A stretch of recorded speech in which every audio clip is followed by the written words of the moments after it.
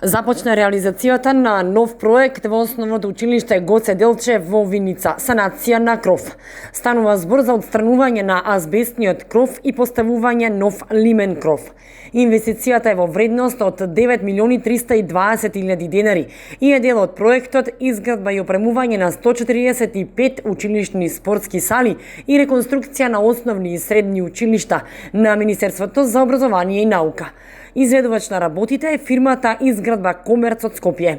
Активностите за санација на кровот би требало да бидат готови за 6 месеци, но градоначалникот Димитров истакна дека истите ќе бидат завршени порано и за новата учебна година во септември учениците ќе добијат нов кров на ова училиште. Денес се започнува со отстранување на азбестиот кров на основното училиште Гоце Делчев. На негово место се поставува нов лимен кров со изолација од 15 см и заштитна фолија. Ова инвестиција е во вредност од 9.320.000 денари или околу 150.000 евра, финансирана од страна на Министерството за образование и наука, заедно подпомогната од општина Виница и основното училиште Гоце Делчев.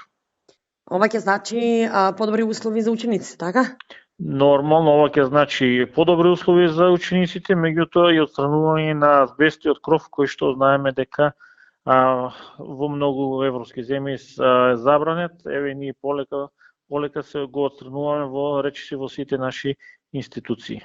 Инаку во текот на вчерашниот ден, 4 мај, пред бистата на истото училиште на кое започнаа активностите, градоначалникот и представници од училиштето и општината Виница положија свежо цвеќе по повод 117 годишнината од трагичната смрт на патронот Гоце Делчев.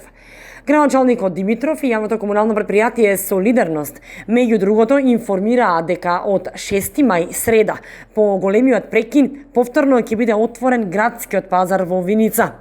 Согласно препораките, тезгите ќе бидат поставени на соодветно растојание, а на пазарот ќе се продаваат исклучиво земјоделски и прехранбени производи. Носењето заштитни маски е задолжително.